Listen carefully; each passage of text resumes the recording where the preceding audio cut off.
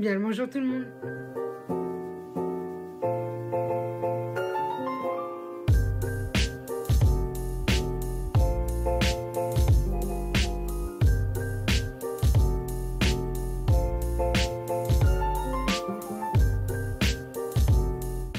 Je suis très heureuse de vous retrouver aujourd'hui dans cette toute nouvelle vidéo qui n'est autre que ma palle du printemps, parce qu'il faut savoir que c'est un truc que j'aime beaucoup faire depuis l'année dernière. J'avais fait celle du printemps et de l'été. C'est souvent des pales que je ne respecte pas, disons-le, mais je le sens bien. Cette année, là, pour la pale du printemps, je me dis, on peut le faire, on peut y arriver. Donc, j'ai sélectionné quand même pas mal d'ouvrages. Mon but, c'est d'en lire au moins, allez, on va dire une dizaine sur les 3 mois, là. À savoir que ça fait 2 semaines que je suis en panne de lecture. C'est pas facile hein, pour dire qu'il faut qu'on lise 10 livres, du coup, on va dire en 2 mois, parce que concrètement, le temps que je me remette à lire, ça va faire pas longtemps. Donc bon, je vous présente quand même tous les livres que j'aimerais sortir là bientôt de ma palle. Alors, on va commencer par les romans et ensuite on finira par les graphiques. J'avais perdu le nom et puis il y a 2 livres de cours. À la limite, je vais commencer par eux. Donc dans ma palle du printemps, j'ai mis l'Odyssée d'Homère et les Fables de La Fontaine parce que c'est des livres que je dois lire pour les cours. Et étant donné que c'est les 2 qui m'intéressent le plus, je les ai mis voilà pour ma palle du printemps. Après, si je lis pas les autres, il sera trop tard après parce que quand on sera en été, je n'aurai plus cours. Donc bon, voilà. Ensuite, vous allez voir que cette vidéo va être quand même assez rapide, même si, bon, vu que je risque de m'étaler sur certains ouvrages, ça va prendre du temps. Mais pourquoi je dis que c'est un peu rapide? Parce qu'il y a beaucoup de sagas et de suites de sagas, donc ça va passer assez vite, puisque là, je vous présente déjà les 3 tomes des héritiers, donc le tome 2, 3 et 4. Donc le tome 2 s'appelle Le Prince brisé, le tome 3 La prison dorée, le tome 4 Le Prince déchu. Il y a aussi un tome 5 mais je ne l'ai pas, donc pour l'instant il n'est pas prévu hein, tout simplement. Alors les héritiers, on va suivre l'histoire de Ella qui en fait va perdre sa mère et qui va apprendre à se débrouiller toute seule. Elle va gagner de l'argent en devenant stripteaseuse. Sauf qu'un jour en fait Cullum Royal, je suis pas sûre de la prononciation, hein, va venir et lui dire que en fait il va la prendre chez lui quoi, parce que bon, je vous laisse découvrir les vraies raisons. Alors sachez que quand j'ai lu le résumé, j'ai totalement compris de travers. J'ai cru qu'il y allait avoir une romance entre Ella et Cullum. Pas du tout. Cullum il va la prendre chez lui, sauf qu'il a 5 fils. Et Ella va débarquer dans une maison avec ses 5 fils. Et bon voilà, c'est dans Hugo Romance. On se doute qu'il y aura une romance, on devine tout de suite avec quel personnage. Bon, c'est vraiment du encore bad boy, tout ça, quoi. Ça revient à ce que j'aimais bien avant. Mais du coup, là, voilà, j'aimerais bien avancer dans la saga. Et je me dis qu'en vrai, le tome 2, 3, 4 peut se faire très facilement, parce que ça fait une moyenne d'1 tome par mois. Ouais, je suis quand même assez motivée pour les lire. Donc, j'ai mis les 3 tomes. J'aimerais bien avancer dans mes sagas, c'est vrai, je l'avoue. Ensuite, toujours dans avancer mes sagas, j'aimerais terminer la saga Neil de Lynn Matson en lisant le 3e tome qui s'appelle La colère de Neil aux éditions Pocket Jeunesse. Alors, Neil, en fait, on va suivre dans le tome 1 Charlie. Du coup, je l'appelle Charlie, mais c'est Charlie parce que je l'ai découvert en lisant, mais bref. Charlie et Tad qui sont en fait tous les deux arrivés sur Neil. Charlie en fait va se rendre au supermarché et à midi quand il va faire une vague de chaleur, canicule, elle va se faire absorber par le sol va fondre sous ses pieds, elle va se réveiller nue comme un verre sur Neil et puis Neil en fait est peut-être une île paradisiaque en apparence mais elle cache de sacrés démons et il va falloir réussir à les affronter. C'est pas des démons, il n'y a pas de... J'allais dire, il n'y a pas de fantastique, mais bon, à partir du moment où tu te téléportes sur une île, mais il n'y a pas de magie, de pouvoir, de réels démons, mais des démons, c'est genre des ennemis, enfin, j'en dis pas trop, mais bref. J'ai lu le tome 1 en 2017, il me semble, 2017-2018, je sais plus, je crois que 2017. J'ai relu le tome 1 l'année dernière et j'ai lu le tome 2, donc j'ai enchaîné. Enfin, l'année dernière, non, il y a 2 ans. Et j'aimerais lire le tome 3. Pour terminer la saga, je veux savoir la suite. Je me souviens qu'on s'était arrêté sur un truc quand même plutôt voilà, agressif et j'avais envie de savoir. Bon, j'ai déjà un marque-page dedans parce que j'avais lu les 3 premiers chapitres. Ouais, j'aimerais bien me remettre dedans, avancer la saga comme en fait, vous allez voir qu'il y a beaucoup de trucs où je vais avancer les sagas. Ensuite, on continue dans cette optique d'avancer les sagas puisque je vous présente Shades of Light de V.E. Schwab aux éditions Lumen. Alors, le tome 3 de la saga Shade of Magic, bon alors... voilà. C'est-à-dire qu'en apparence, on dirait peut-être pas, mais il est énorme. Si par exemple je prends Nil, voilà, il y a quand même une comparaison. Hein. Lumen, c'est vrai que c'est pas écrit petit, quoi, mais bon, c'est pas non plus de la police de la taille enfant, quoi. Enfin, je cherche une, voilà. C'est-à-dire qu'il y a quand même de quoi lire sur une page.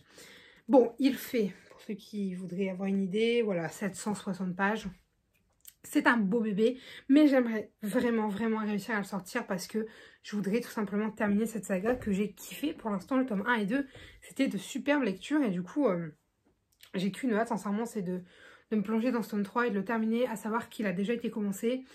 J'ai par contre repris la lecture, c'est-à-dire que je ne m'étais pas vraiment arrêtée ici, mais vu que je ne savais plus où je m'étais arrêtée, je lisais les chapitres, tant que je m'en souvenais, bah, je continuais ma lecture. Et enfin, je passais les pages et dès que je commençais à plus m'en souvenir, je me suis arrêtée et j'ai repris la lecture. Donc là, pour l'instant, je suis rendue à moins de la moitié. Ouais, moins de la moitié. C'est juste un papier qui fait office de marque-page, alors ouais, vraiment un papier. 350 pages, quoi. Donc voilà, ça fait aussi beaucoup de livres que j'ai commencé et que je voudrais terminer. C'est voilà, moi, c'est un peu le but de mes pales, c'est d'avancer mes lectures. Que ce soit des lectures commencées ou des sagas, j'aimerais bien quoi. Voilà. Alors pour ce qui est de Shade of Magic, du coup on va suivre deux personnages. Dans le tome 1, on va suivre du coup, j'avais son nom, j'ai oublié, alors ça, quel? Waouh, ça monte au cerveau ça. Ça c'est le truc de tous ceux qui ont des lunettes, on se prend tous des coups de livres à un moment. On va suivre du coup Kel, qui est l'un des derniers magiciens de sang, et du coup c'est un des derniers Antari. Les magiciens... Ah, je me suis mordue. Donc dans le tome 1, on va suivre Kel, qui est l'un des derniers magiciens de sang, l'un des derniers Antari. Et en fait, les Antari, ils ont la possibilité de voyager d'un monde à l'autre, puisque des mondes, il en existe 4. Il y a le nôtre, le gris dépourvu de toute magie, le rouge, celui de Kel, où la magie foisonne et où c'est même source de vie. Il y a le blanc, pour lequel la simple incantation te fait perdre la vie, puisqu'on te tranche la gorge pour récupérer ta magie. Et il y a le noir, qui n'est plus habité, plus habitable, car la magie l'a dévoré et a détruit tout ce qui s'y trouvait. Et en fait, Kel, du coup, il est au service du roi du monde rouge. Et du coup, il passe d'un monde à l'autre pour transporter des messages. Et en fait, à chaque fois qu'il fait un voyage, il rapporte un objet, sachant que c'est interdit normalement. Depuis que le monde noir a été ravagé, il est interdit de transporter des objets d'un monde à l'autre. Sauf que bah, lui, il fait sa petite collection personnelle. Et un jour, il va se faire voler un de ses objets par notre très chère Lila. Notre très chère Lila Bard, qui va du coup être notre second personnage principal. Puisque voilà, c'est vraiment les deux principaux en fait du livre. Hein. Et du coup, il faut savoir que l'objet qu'elle lui a volé, c'est une pierre qui provient du Londres noir. Et il faut savoir que cette pierre, si elle tombe entre de mauvaises mains, c'est vraiment la catastrophe courue, la fin du monde. Puisque si elle est en mauvaises mains, c'est foutu quoi. On peut l'utiliser à des fins horribles. Bref, je me suis vachement éternisée sur celui-là. En même temps, j'aime tellement cette saga. Du coup, voilà, j'aimerais bien lire le tome 3 là, d'ici le mois prochain quoi. Poursuivons dans les sagas, au moins ce sera fait. J'aimerais lire La Passe Miroir, le tome 4 de Christelle Dabos aux éditions Gallimard. Donc le tome 4, c'est La Tempête des Échos. Donc oui, j'ai déjà lu les 3 premiers tomes, vous pouvez les voir juste derrière. Comment vous dire? Je les ai lus à Noël. Je les ai commencés fin janvier, début février. Waouh, je me suis enchaîné le tome 1 et 2. J'ai fait une pause parce que je voulais garder la suite.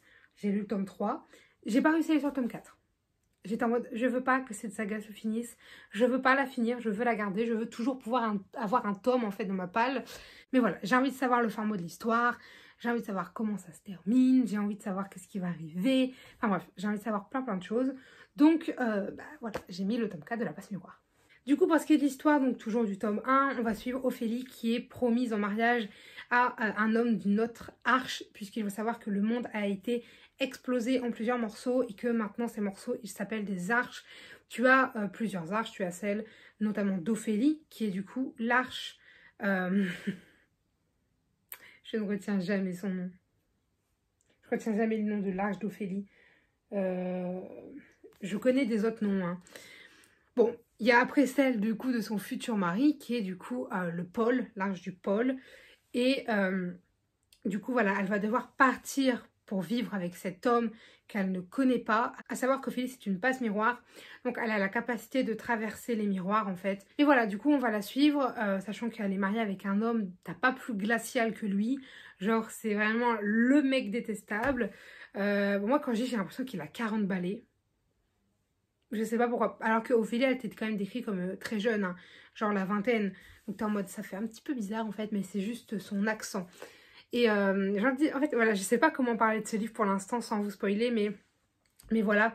Un peu du coup l'histoire, on va suivre cette jeune fille qui a des capacités spéciales, puisque c'est une passe miroir, et en plus de ça c'est une liseuse, c'est-à-dire que quand elle touche un objet, elle peut voir tout le passé de ses propriétaires, enfin tout ce qu'ils ont ressenti au moment où ils touchaient l'objet.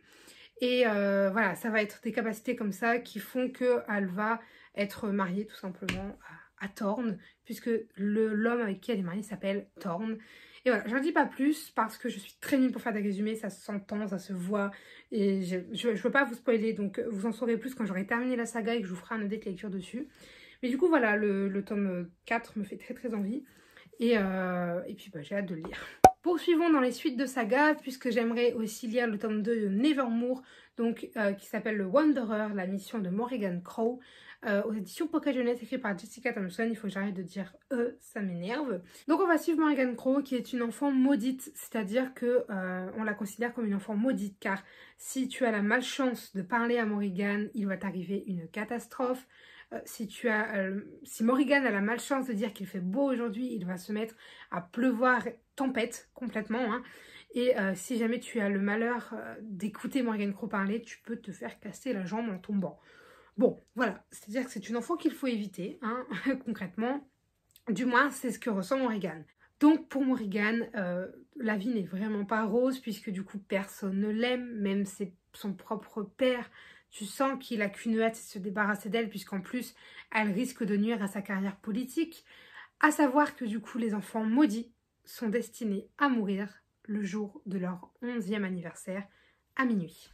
Et du coup, nous, on va la suivre, puisqu'elle va être sauvée in extremis par un homme assez folklorique. Alors, j'adore utiliser ce terme pour ce personnage, parce que je trouve que ça lui colle bien.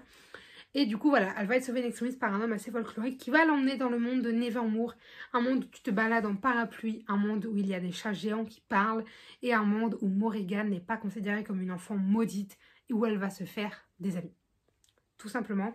Sauf qu'il va y avoir un petit mystère qui va planer, vous vous en doutez, j'en dis pas plus, puisque elle peut potentiellement vouloir être recrutée par une certaine association, mais qu'elle ne comprend pas pourquoi et ni ce qu'elle a de spécial, mais je vous laisse lire la suite pour comprendre. Moi, j'ai énormément envie de lire le tome 2. Faut savoir que je l'attends depuis très longtemps, mais vraiment très longtemps. Et ouais, c'est vrai que j'ai qu'une hâte, c'est de plonger dedans. Là, je viens d'ouvrir le livre et c'est vrai que tu as toujours des beaux en-têtes de chapitres. Je sais pas si... Ouais, vous voyez, à chaque fois, il y en a et tout. Enfin, c'est trop beau. Dernière suite de série, puisque j'aimerais lire Le garçon qui savait tout de Victoria Forester aux éditions Lumen. Alors, c'est ma lecture en cours, même si je pense que ça va pas elle va pas y rester longtemps parce que j'ai un peu de mal à me mettre dans un livre où j'ai pas l'e-book, où j'ai pas l'audiobook, voilà, enfin me mettre complètement dans un livre. Donc pour pas me gâcher ma lecture, je pense que je vais aller vers autre chose. Mais bref, passons. Du coup, dans l'histoire de Piper McNimbus, le tome 1, on va suivre Piper McNimbus, qui est la fille qui savait voler, en fait, tout simplement. Sauf que, voilà, ses parents l'ont toujours cachée au reste du monde, puisque ils ne voulaient pas que sa fille, ils ne voulaient pas que leur fille, pardon, puisse s'envoler en public et qu'elle soit, voilà, considérée comme un monstre. Ils voulaient pas qu'elle vive, en fait, tout ça, la gêne, etc. Donc, ils l'ont toujours laissée chez eux, en école à la maison, tout ça. Sauf qu'un jour, voilà, ils vont vouloir lui faire plaisir et ils vont l'emmener au pique-nique annuel où il y a tous les enfants et tous les parents. À savoir que voilà, ils vont jouer, ils vont se moquer d'elle et pour leur faire voir que non, elle n'est pas si bête que ça, elle va rattraper une balle, mais en fait, elle est en train de voler. Et du coup, tout le monde va voir qu'elle est capable de voler et du coup, ça va être la zizanie totale. Et voilà, quelqu'un va venir la voir pour lui dire que elle n'est pas la seule à être comme ça. Ils vont la voir, elle et ses parents, pour leur dire qu'il y a une école spécialisée pour les enfants comme elle, et que si elle veut y aller, elle pourra aller là-bas pour apprendre à contrôler son talent. Et du coup, ils vont accepter, et Piper va y partir. Sauf qu'il y a quelque chose qui ne va pas, elle le sent tout de suite.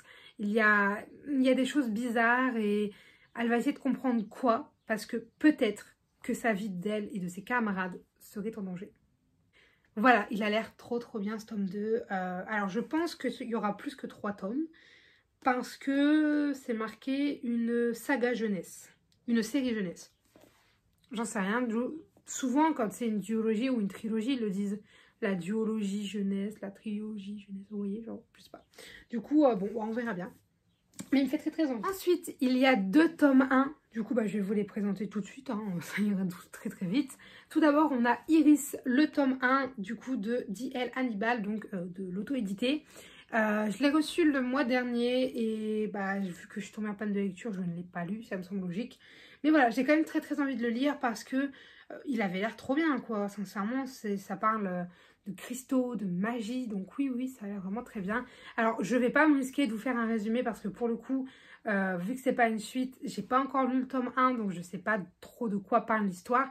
Et vu que je veux pas dire d'ânerie, en fait, tout simplement, eh bien, je ne vous dirai rien, à part que voilà, on va suivre un jeune garçon qui va se voir attribuer des pouvoirs un peu spéciaux, puisqu'il va être le nouvel émeraude, c'est-à-dire qu'il va recevoir la pierre précieuse émeraude et qu'il va rejoindre une école dans laquelle chacun a une pierre, et chaque pierre a des capacités spéciales, et je n'en sais pas plus, à part si qu'il y a un mâle, une créature maléfique qui s'est échappée d'un des complexes scientifiques et qui en fait est à sa recherche. Voilà, concrètement c'est tout ce que je sais.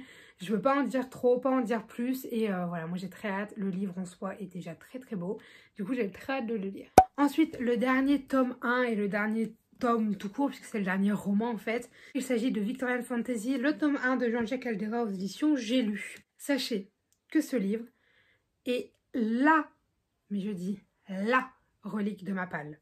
C'est le plus vieux livre que j'ai dans ma palle. D'ailleurs, ça se voit, il fait un peu jaunâtre. Savoir que je l'ai acheté neuf, hein, ce livre. Malgré le fait que je ne l'ai jamais lu, il est quand même déjà bien abîmé, je trouve. Mais en fait, c'est l'un des premiers livres que j'ai acheté. Parce que déjà, la couverture m'avait fait craquer. C'était en 2015. Puisque je me souviens, voilà, je m'appelle Marie, pour ceux qui ne le savent pas. Et du coup, ma fête, c'est le 15 août. Et ma mère m'avait dit, qu'est-ce que tu veux pour ta fête? Et je lui avais dit, je veux un livre. J'avais acheté celui-là. Je m'étais arrêtée, je crois, j'avais lu 60 pages. J'étais archi fière de moi. Mais sincèrement, je me souviens plus de rien, quoi. C'était il y a 6 ans. Donc, j'ai très envie de le lire parce que, ouais, sincèrement, j'ai envie de savoir. Ça parle de sorcellerie, ça parle je pense qu'il y a une relation amoureuse, parce que je me souviens quand même un peu de leur nom. Il y a Thaddeus Black Morgan, je crois, et il y a Andrast. C'est ça, Andrast, et est-ce que le mec c'est Thaddeus Black Morgan, effectivement. Voilà, bon, il y a des trucs qui m'ont marqué, écoutez, hein, un des premiers livres que j'ai acheté. Et du coup, oui, voilà, j'ai très envie de le lire, donc pour ce qui est de l'histoire, voilà ce que je vous ai dit, hein. D'aussi loin que remontent ses souvenirs, Andrast est issue d'une longue lignée de sorcières. Elle vit dissimulée aux yeux du monde. Son univers restreint ressemble à s'y méprendre à une cage dorée, elle qui ne rêve que de s'envoler. C'est alors qu'une invitation de la main même de la reine vient bousculer les plans de sa grand-mère qui dirige la famille d'une main de fer, et une requête royale ne se refuse pas, à moins de souhaiter perdre la tête. Sa découverte du monde commence à 1000 lieues de ce qu'elle imaginait. La cour est pleine de dangers, de rumeurs et de règles qu'elle ne maîtrise pas, mais sa plus grande erreur est de succomber au regard aussi noir que la nuit de Lord Thaddeus Black Morgan. Je me souviens, bon, c'est pas un spoil, hein, parce que pour le coup, par contre, c'est vraiment écrit genre plus petite humeur, quoi. Genre, vous voyez. Mais je me souviens, du coup, je vous spoil pas, hein, parce que j'ai jamais été au-dessus des 100 pages, et ce livre en fait quand même, je crois, 550, voilà, à peu près. Je crois que vers la page genre 50 ou 60, elle va croiser Thaddeus dans les douches à poil avec un flingue. Ça m'a marqué. Écoutez, je crois qu'il y a un délire comme ça, mais bon, comme je vous l'ai dit, je ne suis pas sûre. C'est pas du spoil parce que voilà, ça fait même pas 100 pages, même pas 60. Hein, je sais que j'ai pas été au-dessus des 60. Mais voilà, du coup, j'ai très envie de le lire parce que concrètement, celui-là, c'est une des reliques de ma palle. Je pense que j'irai vers lui très prochainement parce qu'il me fait très envie. Très envie, sincèrement, rien qu'à le résumé. J'adore. D'ailleurs, petite anecdote, à l'époque, donc en 2015, quand je lisais La cour est pleine de dangers, j'imaginais vraiment une cour de château. Vous savez, genre une cour avec des pics partout. C'est vraiment l'image que je m'en faisais. Et là, maintenant, en étant plus grande, je me rends compte qu'en fait, la cour, c'est vraiment genre l'endroit où il y a...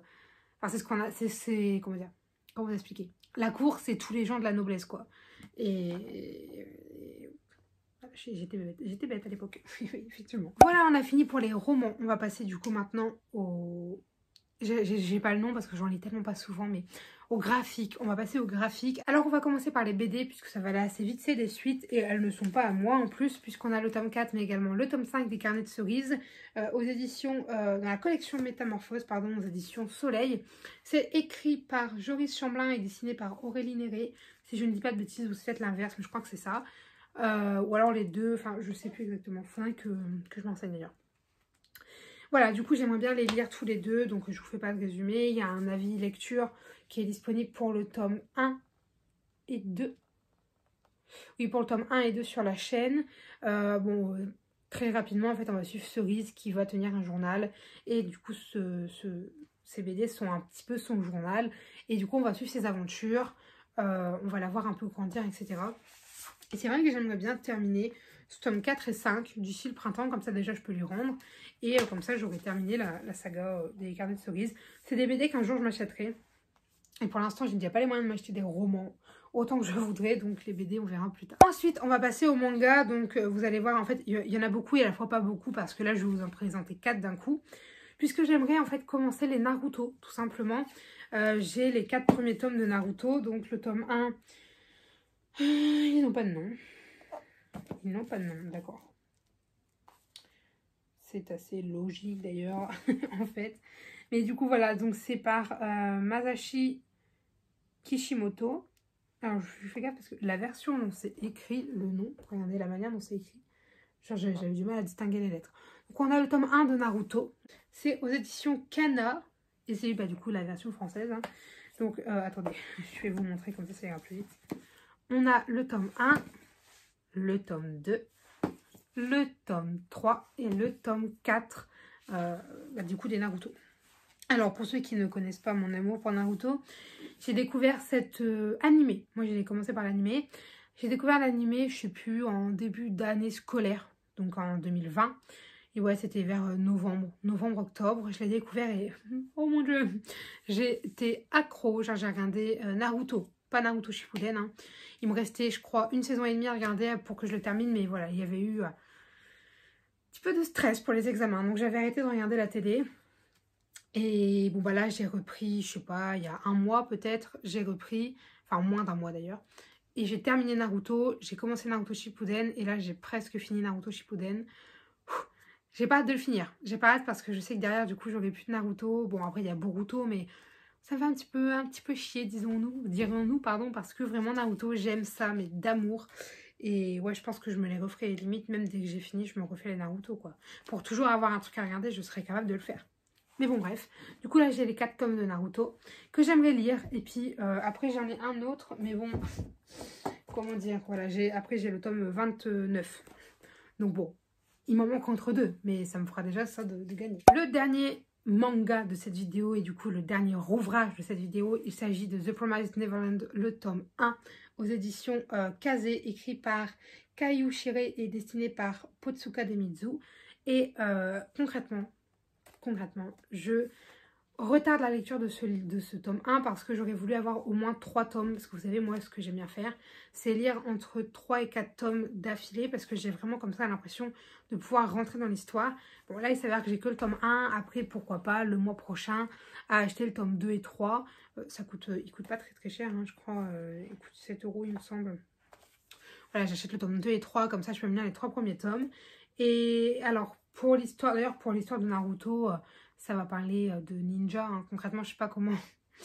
Voilà, moi j'ai vu l'animé, donc tout de suite, je saurais pas comment vous le décrire. On va suivre Naruto Uzumaki, quoi, qui veut devenir ninja et son rêve c'est de devenir Hokage, donc chef du village où il habite. Sauf que c'est un peu le dernier de la classe, le cancre. Il faut savoir qu'il vit tout seul, il n'a plus ses parents et qu'il est rejeté par tout le monde. Et au début, tu comprends pas trop pourquoi. On t'explique aussi que c'est l'hôte du démon renard à 9 queues et que c'est le 4e Hokage qui l'a scellé et qui y a laissé la vie. Et voilà. D'ailleurs, pour ceux qui ont vu l'animé, genre, vous savez, le début, quand tu vois le tout premier épisode, le 4e Hokage, etc., qui scelle, etc., j'ai eu peur de spoiler, mais pas du tout, en fait. Il y a eu vraiment un gros moment de doute sur ma tête. au moment où tu vois dans l'ouverture de l'épisode 1, enfin au moment où on t'explique l'histoire du démon renard à 9 queues, et qu'on te dit que voilà, le Hokage 4e du nom, il y a laissé la vie pour tout simplement sceller le démon renard. Toi tu te dis oh la vache et tout, genre tu vois pas à quoi il ressemble. Et puis dans Naruto Shippuden, tu t'apprends toute l'histoire qu'il y a derrière Naruto, toute l'histoire qu'il y a derrière le démon renard et le Hokage 4e du nom, et du coup moi j'ai adoré. Bref, je vous en parlerai dans une vidéo, parce que quand j'aurai terminé Naruto, j'en ferai une vidéo exprès. Parce que j'ai trop besoin de vous en parler. Et je pense qu'il y aura une partie sans spoil et une partie spoil où j'aurai besoin de tout vous déballer. Mais bref, du coup dans ce Promised Neverland, en fait on va suivre un groupe de, je vais dire de garçons, mais non pas spécialement, un groupe d'enfants, dirons-nous. On va suivre un groupe d'enfants qui coulent des jours heureux à l'orphelinat Gracefield House, entourés de leurs petits frères et sœurs. Oui, donc c'est Emma, Norman et Ray qu'on va suivre. Ils s'épanouissent sous l'attention pleine de tendresse de maman, entre guillemets, qu'ils considèrent comme leur véritable mère, mais tout bascule le soir où ils découvrent l'abominable réalité qui se cache derrière la façade de leur vie paisible. Ils doivent s'échapper, c'est une question de vie ou de mort. Ça a l'air trop bien. Les dessins sont vraiment super jolis. Genre vraiment, je vais peut-être prendre une page où, bon, je sais pas si vous verrez grand chose, mais je trouve que les dessins sont vraiment... Ouais, voilà, genre là. Oups, il y a mon ticket de caisse qui s'en va. Mais genre, regardez-moi ces détails. D'ailleurs, je suis au début, ça va. J'étais en mode, oh là là, je suis pas en train de regarder la fin. Non. Et du coup, voilà, j'en ai terminé pour cette vidéo. J'espère qu'elle vous aura plu, qu'elle aura pu vous donner des idées. À savoir que cette pile, elle est non exhaustive, puisque... elle risque de bouger en fait. Voilà, là j'ai fait avec les livres que j'avais, mais il se peut que par exemple le mois prochain j'ai plus du tout envie de lire de la romance, alors mes livres de romance ils s'en aillent. Que au contraire j'ai envie de lire beaucoup plus de romance, donc que je vais rajouter de la romance, que je vais acheter des nouveaux livres. Il y a aussi la possibilité que j'achète des nouveaux livres et que du coup des livres se rajoutent. Il y en a peut-être aussi qui partiront parce que bon voilà, j'ai plus du tout envie de les lire. Et voilà, moi une pile de saison elle doit, je pense, évoluer tous les mois. C'est-à-dire que là j'ai fait ma pile pour le mois de mars. Mi-avril, je referai le truc, genre le 20 avril, quoi. Je referai ma part, et puis etc. Puis à la fin du printemps, je vous ferai un bilan sur ce que j'ai lu, ce que j'ai pas lu, ce que j'ai rajouté, ce que j'ai enlevé. Et je vous tiendrai au courant de tout ça. Bref, cette vidéo est beaucoup trop longue. Au début, en plus, je vous disais, ah, elle sera pas longue. Bien sûr. Du coup, j'espère que cette vidéo vous aura plu, qu'elle aura pu vous donner des idées. Si jamais vous avez des avis, des remarques, des conseils, des commentaires, des idées de vidéos ou des suggestions, n'hésitez pas à le faire dans les posts commentaires, puisqu'il est fait pour ça. Sur ce, je vous dis à très bientôt. Allez, bye mes lecteurs.